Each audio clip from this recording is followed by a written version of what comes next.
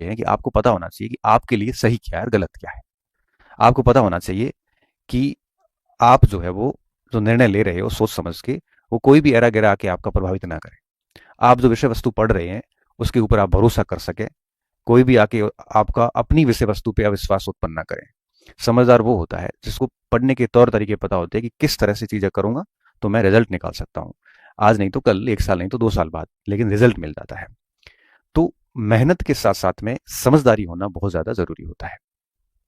तो एक सामान्य सी बातें रहती है बच्चों के मस्तिष्क में कि सर किस तरह से इसको मैनेज करें कि रिवीजन भी टाइम पे हो, चयन भी अच्छे से हो जाए, और साथ साथ में याद भी हो।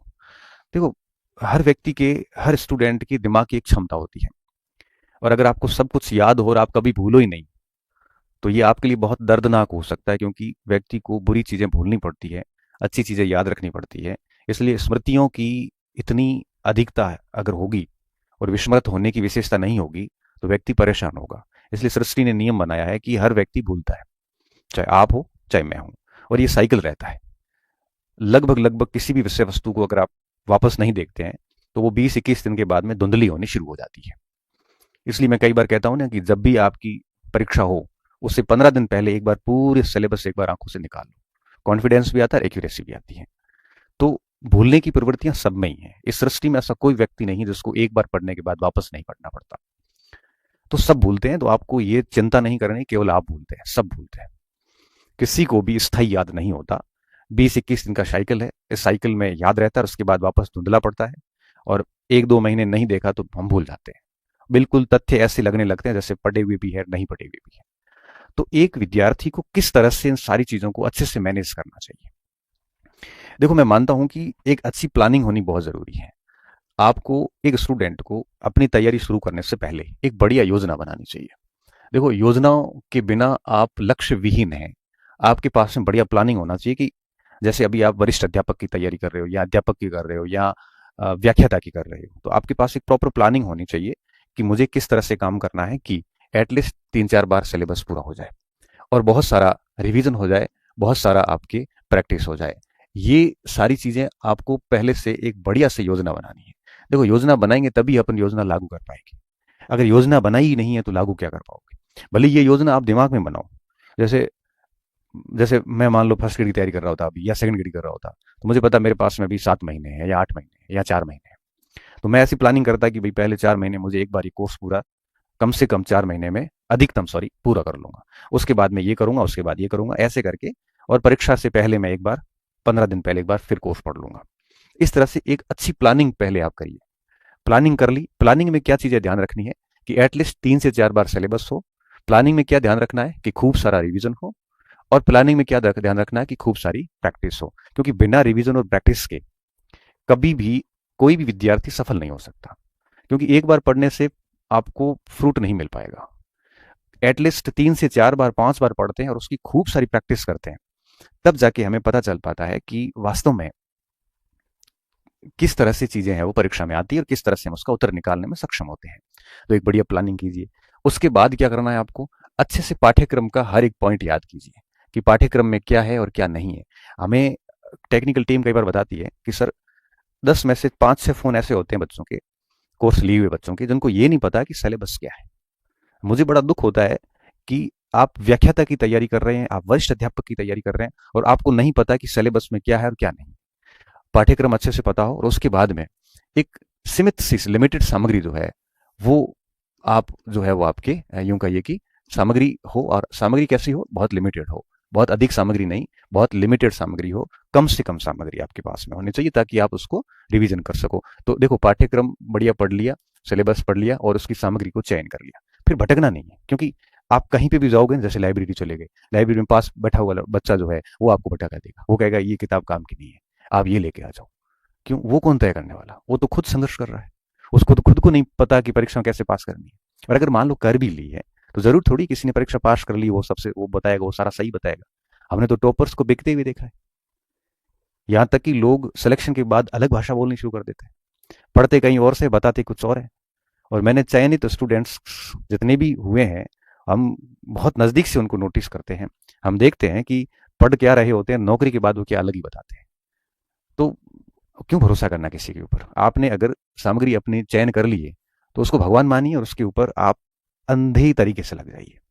फिर अगर आप डाइवर्ट होते हैं, कोई भी आके लाइब्रेरी में आपके सहपाठी आपको डाइवर्ट कर रहा है, तो फिर हो गया काम, आप परिपक्व और समझदार विद्यार्थी तो नहीं है। ये कर लिया, उसके बाद क्या करना है? फिर उसके बाद इस योजना को लागू करना है, और इतना तरीके से करना है कि आपकी योजना जो है वो ढंग से लागू हो। और अगर ढंग से योजना लागू हो गई, परीक्षा तक लगे रहना है, तो निश्चित तौर पे आप सफल हो जाओगे। और जितना इस मार्केट से दूर रहेंगे उतना आपको फायदा होगा। अब इन सब चीजों के साथ साथ में और क्या बातें ध्यान रखनी है, ये तो आपको करना ही है। इसके अलावा हर दिन जब प्लानिंग करो तो हर दिन कौन सी और बातों को ध्यान रखना है। जैसे आ, सबसे पहले होता है पाठ्यक्रम को पूरा पढ़ना, पाठ्यक्रम पूर्ण करना। लिमिटेड सामग्री से आपने पाठ्यक्रम पूर्ण किया, आपके दिन का हिस्से में कम से कम पाठ्यक्रम पूर्ण करना ये तो होना ही चाहिए। अब जैसे सुबह उठे, 5-6 घंटे आपने बढ़िया से सिलेबस पढ़ा, अब एटलीस्ट दिन में 1-2 घंटे प्रैक्टिस होनी होनी चाहिए। हर दिन पाठ्यक्रम पढ़ने के साथ साथ 1-2 घंटे, एटलीस्ट 1-2 घंटे प्रैक्टिस होनी चाहिए। इस हेतु आपको क्या करना है? पीवाई क्यूज ले आओ, बहुत सारे प्रीवियस ईयर्स क्वेश्चंस जितने भी आते हैं मार्केट से ले आओ। और हर दिन एटलीस्ट 1-2 घंटे आपको क्या करना है? एक एक प्रश्न लिया और उसके ऊपर एनालिसिस करना है। देखो, सॉल्व नहीं करना, एनालिसिस। एनालिसिस का मतलब क्या होता है? एनालिसिस का मतलब होता है कि जैसे प्रश्न आपने पढ़ा, प्रश्न पढ़ने के बाद पहले ऑप्शन मत देखो, आप खुद से आंसर निकालने की कोशिश करो कि इसका उत्तर क्या है। उत्तर निकाला, नहीं निकल रहा है, फिर ऑप्शन देखो। ऑप्शन देखने के बाद दूसरे ऑप्शन पे भी सोचो कि ए क्यों नहीं हो सकता, बी क्यों नहीं हो सकता, सी क्यों है, डी क्यों नहीं हो सकता। इस तरह से चारों विकल्प पे थोड़ा थोड़ा पूरा दिमाग लगाओ आप। तो आप 1-2 घंटे में मुश्किल से 30-40 प्रश्नों को बढ़िया से सॉल्व कर पाएंगे। और एटलीस्ट हर दिन आप में इतना होना चाहिए, क्योंकि जितने अधिक प्रश्नों को आप एनालिसिस करोगे, इससे एक तो आप मैच्योर हो जाओगे, परिपक्वता जैसे अपन कह सकते हैं। आपको पता लगने लग जाएगा कि प्रश्न कैसे आते हैं, प्रश्नों की भाषा को कैसे समझना है, प्रश्नों का उत्तर कैसे निकालना है। आपको समझ में आ जाएगा कि प्रश्न को अटेंड कैसे करना है, कौन से प्रश्न छोड़ने योग्य होते हैं, किस विषय वस्तु से किस जगह जाके आपको पढ़ना है ताकि प्रश्नों का उत्तर अच्छे से निकल सके। आप जितने अधिक एनालिसिस करोगे उतना आप कंटेंट को ठीक से डाइजेस्ट कर पाओगे कि कौन सी विषय वस्तु अपने पढ़ने योग्य है और कौन सी विषय वस्तु छोड़ने योग्य है।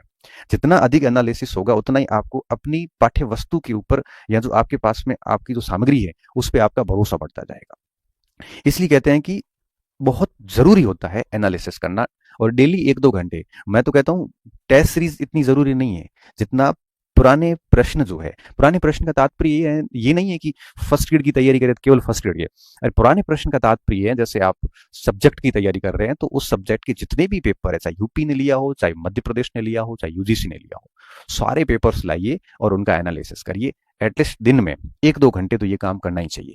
जितना ज्यादा एनालिसिस होगा उतनी आप में मैच्योरिटी आएगी, उतनी आपकी एक्यूरेसी बढ़िया आएगी, और यही आपको समझदार बनाएगा। बाकी आप मूर्खों की तरह अगर पूरे दिन नोट्स या किताब में पढ़ ही रहे हो, उसकी अगर एनालिसिस प्रैक्टिस नहीं कर रहे हो, तो ये वो बात हो जाएगी कि गाड़ी के सारे नियम आपको आते हैं चलाने के, लेकिन आप ड्राइवर नहीं बन पाओगे। ड्राइवर तभी बन पाओगे जब आप सीट पे बैठ के उसकी प्रैक्टिस करोगे, एनालिसिस करोगे, तब जाके आप ड्राइवर बन पाओगे। स्विमिंग के नियम मुझे सब पता है, लेकिन मुझे स्विमिंग नहीं आती। क्यों नहीं आती? क्योंकि उसकी प्रैक्टिस नहीं है। इंग्लिश की ग्रामर के रूल्स हमें पता है, लेकिन हम इंग्लिश नहीं बोल सकते क्योंकि हमारी वो प्रैक्टिस नहीं है। वो सेम बात यहाँ पे भी लागू होती है। अब क्रिकेट के नियम पता होने से आप अच्छे क्रिकेटर नहीं हो सकते। उसी भांति अगर आपको अच्छा करना है एग्जाम हॉल में, तो पढ़ने के साथ साथ में प्रैक्टिस करना बहुत जरूरी है। और प्रैक्टिस पीवाई क्यूज कीजिए, जितने भी पीवाई क्यूज मार्केट में आते हैं अपने रूम में रखिए, और जैसे ही टॉपिक पूरा हुआ आप ये काम दिन में, मैंने कहा दिन में 3 चीजें जरूरी है। एक तो ये पाठ्यक्रम पूर्ण करिए, आप अपने रणनीति से चलिए कि भाई 2 घंटे ये पढ़ रहे हैं, 3 घंटे वो पढ़ रहे हैं, वो ठीक है, चल रहा है। मेजोरिटी ऑफ टाइम इसको दे दो, 5-6 घंटे दे दिए, बट 1-2 घंटे आपको पीवाई क्यू को देने हैं। अब आप मुझे कहोगे कि सर पीवाई क्यूज हम कर लेंगे, हम सर एनालिसिस भी कर लेंगे और हम ये सब चीजें कर लेंगे, लेकिन कौन सा पीवाई क्यूज करें? जिस सुबह जैसे आपने इतिहास पढ़ा है, इतिहास में आपने जैसे मिडाइवल पढ़ा है, तो शाम को एनालिसिस मिडाइवल का ही करें या किसका करें? तो मेरी रणनीति ये रहा करती थी, जैसे मान लो कि जनवरी है, जैसे मान लो, ठीक है, और जनवरी में जैसे मैंने आधुनिक भारत और विश्व इतिहास पढ़ा, और फरवरी आया, फरवरी में जैसे मैंने मध्यकाल शुरू किया मान लेते हैं, तो मैं फरवरी के अंदर जो एनालिसिस करूंगा वो करूंगा आधुनिक भारत और विश्व का। क्यों? क्योंकि मेरे वो पूरा पढ़ा हुआ है, मैं पूरी फरवरी उसका एनालिसिस करता रहूंगा। इससे क्या होगा? इससे ये होगा कि फरवरी में मध्यकाल और एक और पार्ट ले लो, राजस्थान का ले लो, इसका तो मेरा पाठ्यक्रम पूरा हो जाएगा, और साथ साथ में जनवरी का पढ़े हुए का पूरा एनालिसिस होता रहेगा। और अब ये एनालिसिस करोगे तो इसका रिवीजन अपने आप साथ में होता जाता है। फिर जब मैं मार्च में 2 नए पोर्शन लूंगा तो जनवरी और फरवरी का फिर मैं फरवरी के रिवीजन और एनालिसिस पे बल दूंगा। ऐसे क्या होता है कि आप एनालिसिस प्रश्नों का जब करते हो तो जो आप पूरा पोर्शन पढ़ चुके हैं, जो छोड़ चुके हैं, जैसे मान लो कि पॉलिटिकल साइंस, जैसे कोई आरएस की तैयारी कर रहा है, अब जैसे अभी अक्टूबर का महीना चल रहा है, अक्टूबर में वो भूगोल और इकोनॉमिक्स पढ़ रहा है, सितंबर में मान लो उसने पॉलिटिकल साइंस पढ़ के छोड़ दिया, तो अक्टूबर में जरूरत इस बात की रहती है कि अक्टूबर के अंदर वो पॉलिटिकल साइंस का एनालिसिस करे, प्रश्नों को मिलाए। इससे क्या होगा कि 2 सब्जेक्ट का पाठ्यक्रम चल रहा है और साथ में पीवाईक्यू पुराने वाले के चल रहे हैं, तो इससे क्या होगा कि साथ में बने रहोगे आप। तो इस हिसाब से कोशिश करनी चाहिए। और अगर कोई स्टूडेंट मैं कह रहा हूं कि 10 बार सिलेबस पाठ्यक्रम पढ़ लें और उसने अगर पीवाईक्यूज नहीं किए और उनका अगर एनालिसिस नहीं किया है, तो बहुत संभावनाएं हैं कि वो परीक्षा हॉल के अंदर गलतियां करके फेल होगा। ये तय बात है। भले आप दुनिया की सारी टेस्ट सीरीज दे दो, जब तक ये एनालिसिस नहीं होगा। अरे बच्चे तो क्या करते हैं, मैं देखता हूं कि प्रश्नों को देखते हैं, सीधा पीछे पेज मोड़ के उत्तर देख के लगा के चल जाते हैं। क्यों लापरवाही कर रहे हो ये? अरे एनालिसिस ये नहीं होता। प्रश्न के ऊपर जान लगाइए आप उत्तर निकालने की, तभी समझदारी आएगी, तभी दिमाग के ऊपर जोर डाला जाएगा कि क्या क्या चीजें याद करने की कोशिश की जाएगी। और आज की तारीख में मैं हमेशा कहता हूं कि मेहनती बच्चों की कोई कमी नहीं है। आपकी मेहनत पे मुझे कोई डाउट नहीं है, बट मुझे डाउट इस बात का कि आप ये चीजें नहीं करते, ये चीजें आप नहीं करते। और मैं बताऊं, हम लोग जब तैयारी करते थे, मेरा जो ग्रुप पढ़ता था, ईमानदारी से कह रहा हूं, हम लोग ऐसा कोई दिन नहीं जाता था जिस दिन 20-30 प्रश्नों का बढ़िया से डिटेल्ड एनालिसिस नहीं किया हो। जैसे कोई सिंपल प्रश्न आ गया हमारे सामने, तो वो भी देखते थे कि इसके उत्तर में ये क्यों नहीं है, ये क्यों है। एक एक ऑप्शन के ऊपर पूरी माथापौड़ी करते थे, 5-7 मिनट एक ऑप्शन को देते थे। और परिणाम ये निकलता था कि 1-1.5 घंटा, वो 1-1.5 घंटा कौन सा लेते थे हम? भोजन बनाते वक्त ले लिया, या बहुत पढ़ाई में मन नहीं था उस समय, या फिर खेल के आए थे या खेलने जा रहे हैं उस समय थोड़ा 1 घंटा पहले मन नहीं है पढ़ने का, उस समय हम एनालिसिस का काम करते थे। और एनालिसिस के लिए हमने तय कर रखा था कि जो पोर्शन हम पूरा पढ़ के साइड में रख चुके उन्हीं को एनालिसिस करेंगे। अभी जो करंट का पढ़ रहे हैं, जैसे सुबह आपने आधुनिक बात पढ़ा, शाम को अगर आप एनालिसिस करोगे तो एनालिसिस हो ही जाएगा, क्योंकि दिमाग पे जोर देने की जरूरत नहीं है। सुबह पढ़ा है तो शाम को सारे उत्तर आराम से निकलेंगे। ये एनालिसिस नहीं है। जनवरी का पढ़ा हुआ का एनालिसिस फरवरी में करो, और फरवरी वाले का एनालिसिस मार्च में करो, और मार्च में जो पढ़ रहे हो उसका एनालिसिस अप्रैल में करो। पूरा कोर्स हो जाता है, फिर वापस उसको इस हिसाब से घुमा दो। तो एटलीस्ट 1-2, और ये कौन से एनालिसिस करने, ये योजना आपको बनानी है। बट ध्यान इस बात का रखना है कि सुबह पढ़ी हुई का शाम को एनालिसिस करने की जरूरत नहीं है। ये एनालिसिस की आवश्यकता एटलीस्ट 15-20 दिन बाद में होनी चाहिए। इससे क्या होगा, पुराना सब्जेक्ट भी कनेक्ट रहेगा जो आपने पहले 1 महीने पहले पढ़ा है, और नए वाला भी साथ साथ में पढ़ते रहोगे। तो एक तो ये चीजें करें, इससे क्या होगा कि आपकी मेमोरी अच्छी हो जाती है, और आपको वो पॉइंट जो है ना, क्योंकि किसी भी परीक्षा में 50-60% सवाल जनरली रिपीट होते हैं। जनरली कह रहा हूँ, कोई अब आप कहोगे सर पॉलिटिकल साइंस में तो नहीं हुआ। अब देखो हर जगह ये बातें लागू नहीं होती, एक्सेप्शनल्स आर देयर, हर जगह होते हैं, परंतु मोस्टली होता है कि 50-60% सवाल इतिहास जैसे विषय में, भूगोल में मैं देखता हूँ रिपीट होते हैं। अब आप अगर इनका इतना बढ़िया एनालिसिस करोगे ना, तो किसी भी विषय की जो मेन मेन पॉइंट्स होते हैं वो कंठस्थ हो जाते हैं, और मेन पॉइंट कंठस्थ हो जाते हैं तो उसके बाद कुछ बिंदु ही आपको याद करने पड़ते हैं, तो परीक्षाओं को आप बहुत अच्छे से कर सकते हो। इसलिए ये चीजें बहुत जरूरी थी। आज की जनरेशन ये सबसे कम करती है, और अगर आप ये कर रहे हैं तो आप बहुत अधिक बेरोजगार नहीं रहने वाले। ये मैं आपको लिख के दे देता हूँ, जो मैंने ये पीवाई क्यूज एनालिसिस का जो तरीका बताया, अगर आप ये कर रहे हैं ना, तो निश्चित तौर पे आप बहुत जल्दी सफल होने वाले हैं। और तीसरी बात, रिवीजन। एक स्टूडेंट को अपने दिन के अंदर एटलीस्ट ये 3 चीजें शामिल होनी चाहिए, तभी ये लंबे समय तक याद रह पाएंगे, तभी रिवीजन मैनेज हो पाएगा, और तभी आप किसी भी परीक्षा को अच्छे से पास कर सकते हैं प्रॉपर प्लानिंग के साथ। टिल एग्जाम तक आप लगे रहते हैं। तो अब इसको कैसे मैनेज करना है, देखो, अब आपको पीवाई क्यू की तो बात होगी, 1-2 घंटे आपने इसको दे दिए, 5-6 घंटे आपने पाठ्यक्रम को दे दिए, है ना। पाठ्यक्रम पूर्ण करने का मतलब क्या होता है कि जो भी सिलेबस है, 100% सिलेबस है, उसको पढ़ना। जैसे मान लो अध्यापक की प्रिपरेशन कर रहे हैं, तो अध्यापक का जो सिलेबस है उसको 5-6 घंटे देना, जिसमें आपने 3 सेगमेंट ले लिए। और इसमें ध्यान रखना होता है कि जब भी आप पाठ्यक्रम पढ़ो तो कम से कम 50-60% सिलेबस एक साथ लेके चलो, ताकि क्या होता है, कॉन्फिडेंस रहता है। नहीं तो क्या होता है, जैसे कोई सामाजिक की तैयारी कर रहा है, अब पूरे दिन लोक प्रशासन पढ़ रहा है, और 10 दिन लोक प्रशासन पढ़ी, फिर समाज शास्त्र शुरू की, अब ऐसे करते करते वो 8वें सब्जेक्ट तक जाएगा, तब तक वो पहले वाला भूल जाता है। तो कोशिश ये करो कि एटलीस्ट, जैसे 500 का है आपके सिलेबस टोटल मार्क्स का, तो 500 में से कोशिश ये होनी चाहिए कि आप लगभग 300-350 का सिलेबस डेली पढ़ें। लेके चलें साथ में। तो इससे क्या होता है कि 300 का मतलब ये नहीं कि आप एक दिन में 300 कर लो, दूसरे दिन में 300, 2 दिन में कोर्स पूरा, वो नहीं कह रहा हूँ मैं। मैं कह रहा हूँ जैसे जैसे 300 का सेकंड पेपर है सामाजिक का, अब उसमें 40 की इतिहास आती है, 40 का भूगोल आता है, 40 का जैसे इकोनॉमिक्स, मतलब मोटा मोटा ये ऐसे 120 के आसपास का है। तो ये अगर आप दिन में ये 3 पोर्शन पढ़ रहे हैं तो ये 40% ये हो गया। और कुछ फर्स्ट पेपर का पढ़ रहे हैं तो 60% हो गया। ये 60% एक साथ लेके चलिए आप। कुछ बच्चे पूरा 100% लेके भी चलते हैं, तो 100% लेके चलने में थोड़ी दिक्कतें होती है। तो पाठ्यक्रम पूर्ण कीजिए और इसमें कोशिश करिए 50-60% एक साथ लेके चलो। ऐसा नहीं हो 10-20% लेके पूरा महीना पढ़ो, फिर वो बहुत गलत प्लानिंग हो जाती है। 1-2 घंटे का एनालिसिस कर लो। अब बात आती है रिवीजन की। अब रिवीजन किस समय करें, क्योंकि 6-7 घंटे पाठ्यक्रम पूर्ण करने में चले जाते हैं, 1-2 घंटे इधर चले जाते हैं, तो व्यक्ति में 8-10 घंटे क्वालिटी टाइम पढ़ाई होती है। इससे अधिक वैसे होती नहीं है। और इससे अधिक कोई बैठता है तो वो कोई या तो यूनिक हो सकता है या दिखावा कर रहा होता है। बाकी जनरली 10 घंटे से अधिक पढ़ाई मैंने मेरे से तो कभी हुई नहीं, और मैंने किसी को करते हुए मेरे किसी साथियों को मैंने देखा नहीं। और फिर भी कोई कर रहा है तो फिर कोई ऐसा अपवाद हो सकता है। बाकी दिमाग की क्षमता है ना, वो 8-10 घंटे की है। तो इससे अधिक फिर वो ठीक है बैठे रहो बल्ली बड़ी, याद होता नहीं है, इतना मैंने नोटिस किया है। अब आप मुझे कहोगे सर ये 2 चीजें तो हमने बढ़िया से कर ली, फिर रिवीजन हम कब करें, टाइम ही नहीं मिलता। तो रिवीजन के लिए 2-3 ऑप्शन है हमारे पास में। हम क्या कर सकते हैं, जैसे सोमवार मंगल बुध गुरु शुक्र ऐसे पढ़ लिया बढ़िया, शनि रवि 2 दिन बढ़िया रिवीजन कर लिया कि पीछे 4 दिन क्या पढ़ा था। एक ये तरीका हो सकता है 5-2 का, जैसे मैं कई बार कहता हूँ कि 5 दिन सप्ताह में पढ़ लो, 2 दिन रिवीजन कर लो। दूसरा ये तरीका हो सकता है कि 3 सप्ताह पढ़ लो, लास्ट चौथे सप्ताह महीने भर के अंत में बढ़िया पूरा एक बार देख लो वापस कि पिछले पिछले 3 सप्ताह में हमने क्या पढ़ा। या 20-25 दिन जो पढ़ा उसको लास्ट में 4-5 दिन कर लो। तो 3 सप्ताह पढ़ लो, चौथे सप्ताह रिवीजन कर लो, और एनालिसिस साथ में चलते रहने दो। ये किया जा सकता है।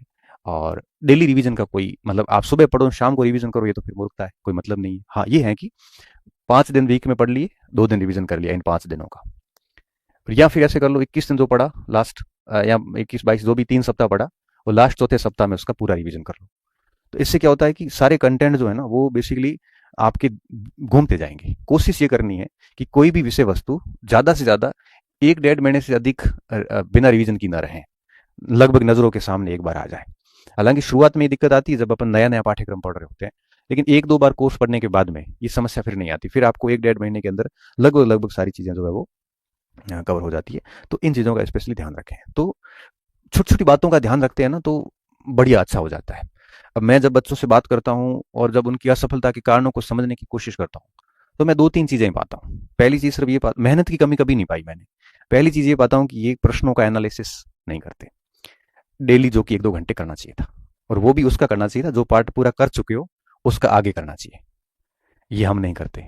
दूसरी जो मैंने कमी देखी वो ये देखी कि हम मटेरियल बहुत अधिक लेके आ जाते हैं, तो उसको फिर हम ना तो समेट पाते हैं और ना उसके शॉर्ट नोट्स कर पाते हैं, और फिर लास्ट में 15 दिन में एक रिवीजन होता नहीं। जबकि मैं हर वीडियो में बोलता हूँ कि परीक्षा से 15 दिन पहले एक शानदार रिवीजन होना चाहिए। अगर नहीं होता है तो बहुत कन्फ्यूजन होगा और एक्यूरेसी बहुत डाउन हो जाएगी। दूसरी गलती हम ये करते हैं कि हमारे पास में सामग्री बहुत अधिक हो गई है, ये नहीं रखनी है, लिमिटेड सामग्री रखिए। और हो सके तो उसके शॉर्ट नोट्स भी बनाओ, नहीं भी बनाते हो तो सामग्री को भी इतनी बार पढ़ लो कि लास्ट में 15 दिन आप पढ़ सकते हो। शॉर्ट नोट्स इसीलिए बनाए जाते हैं कि लास्ट में 15 दिन में एक बार पूरा रिवीजन कर सको। अगर किताबों को भी आप 5-7 बार पढ़ लेते हैं, छोटी किताबों को, बड़ी किताबें तो फिर लास्ट 15 दिन में रिवीजन बहुत मुश्किल हो जाता है, वो आपको देखना है। ये दूसरी गलती हम ये करते हैं। तीसरी गलती हम क्या करते हैं, भटकते बहुत है। हमें सुबह हमारा माइंड सेट अलग काम करता है, शाम को अलग करता है। कोई तीसरी परीक्षा आती है हम भटक जाते हैं। जबकि होना क्या चाहिए कि आज आपने तय कर लिया तो फिर उस पर अडिग रहे परीक्षा तक, 1 साल परीक्षा हो चाहे 1.5 साल बाद परीक्षा हो। मार्केट आपको भटकाना नहीं चाहिए। अगर आपको लगता है कि आप इतने कमजोर है कि आपको कोई भी भटका रहा है, तो आप उन सारी दुनिया से बाहर हो जाइए, उस एपी सेंटर से बाहर हो जाओ आप। और आप किसी बाहर कोर एरिया में मत रहो, कोर एरिया मत रहो, बफर एरिया में चले जाओ। कोर एरिया क्या होता है, जैसे जयपुर चले जाओ, जयपुर के अंदर जैसे रिद्धि सिद्धि सर्किल है ना, ये गुज्जरथड़ी वगैरह, ये कोर एरिया है। अगर यहाँ पे आप बैठ के तैयारी कर रहे हैं ना तो मान के चलिए कि आप भटकेंगे यहाँ पे। क्यों, यहाँ पे ज्ञान देने वाले लोगों की संख्या बहुत अधिक है। और अगर आप इतने कमजोर है कि किसी की भी ज्ञान को सुन के लागू कर रहे हैं मानसिक रूप से, तो इस कोर एरिया से बाहर आके आपको इस बफर एरिया में आ जाना चाहिए, जहां घनत्व पॉपुलेशन डेंसिटी कम है। तो ऐसी स्थिति में आप क्या होगे, अकेले पड़ जाओगे और आराम से इन पैटर्न से चलते रहो, नौकरी लग जाएगी। नहीं तो यहाँ पे तो आप केवल और केवल अड्डों पे बैठ बैठ के बहस ही कर सकते हो। और यहाँ पे अब आप मुझे कहोगे सर आप बाढ़ में बैठे बैठे कैसे कह सकते हो, मुझे पता है। मुझे पता है क्योंकि मेरे बहुत सारे विद्यार्थी वहाँ हैं, मैं बात करता हूँ विद्यार्थियों से, मैं सुनता बहुत अधिक हूँ। केवल वीडियो आती तभी मैं बोलता हूँ, बाकी मैं सुनता ही हूँ। और मुझे सब पता है कि क्या होता है, क्योंकि एक दौर हमने भी यहाँ गुजारा है। तो अगर ऐसी स्थितियां हैं तो कोर सेंटर से बाहर आइए, बफर सेंटर में चले जाइए। जहाँ पे कम से कम भीड़ होगी, और वहाँ पे बैठ के शांति से अपने कंटेंट को लेके इस पैटर्न से चलिए। 1-2 साल बढ़िया मेहनत करोगे तो नौकरी लग जाएगी, ये सीटों की शिकायत रहेगी नहीं। नहीं तो कम सीटों का वगैरह का सब चलता रहेगा। ठीक है। अब आप मुझे ये कह सकते हो सर 25,000 तैयारी करने वाले, सीरियस तैयारी करने वाले, सीट 1000 होगी तो 24,000 तो बाहर होना ही है। सही बात है। और मैं ये मानता हूँ कि पास होने वाला और सीरियस तैयारी करके फेल होने वाला दोनों का लेवल बराबर है। ध्यान से सुनना, पास होने वाला और सीरियस तैयारी करने वाला, सीरियस तैयारी करके फेल होने वाला, दोनों का लेवल बराबर है। फिर चयन किस बेस पे हुआ है? चयन हुआ समझदारी के बेस पे। जो पास हो गया उसने बहुत प्रैक्टिस करी है और थोड़ा बहुत उसका नसीब भी होता है, सीधी सी बात है। और जो फेल हुआ है उसने या तो प्रैक्टिस नहीं की, एनालिसिस नहीं की, कुछ कमियां रह गई जिसकी वजह से वो बाहर हो गया, लेकिन वो बाहर ज्यादा समय तक रहेगा नहीं, वो फिर अगली वैकेंसी में हो जाएगा। ये बहुत तय बात है। और एक मैं कहता हूँ कई बार मैं भाषण में बोलता हूँ कि जो बच्चे सब जगह दिखते हैं ना, ये कोर एरिया की बात है, जो बच्चे सब जगह दिखते हैं वो लास्ट फाइनल पीडीएफ की अंदर जो रोल नंबर आते हैं वहां नहीं दिखते। और जो कहीं नहीं दिखते हैं वो लास्ट के अंदर जो रिजल्ट की पीडीएफ आएगी उसके रोल नंबर में दिखते हैं। तो आप देखना, जो बहुत पॉपुलर लोग हैं, जो बहुत ही छाए रहते हैं कि हम बहुत ब्रिलियंट है, इसका तो पक्का ही सिलेक्शन है, वो बच्चा फेल होता है। क्योंकि वो सब जगह दिख रहा है ना, वो फिर लास्ट में नहीं दिखेगा रिजल्ट में। पास ऐसे ऐसे लोगों के नाम आएंगे जो आपने सुने भी नहीं होंगे, क्योंकि वो बात पहले कहीं नहीं दिखे, वो अब दिखेंगे। इसलिए इस लास्ट लाइन को ध्यानपूर्वक सुना है आपने तो जीवन में लागू करना और खूब मेहनत करना तरीके से, कोर एरिया से दूर रहते हुए। डेफिनेटली आप सिलेक्शन लेंगे, आपको कोई फालतू शिकायतें नहीं रहेगी, और ईमानदारी से मेहनत करोगे तो उतना मिलेगा जितना आप डिजर्व करते हैं। बहुत बहुत धन्यवाद विद्यार्थियों, अच्छे रहिए, मस्त रहिए और पढ़ते रहिए।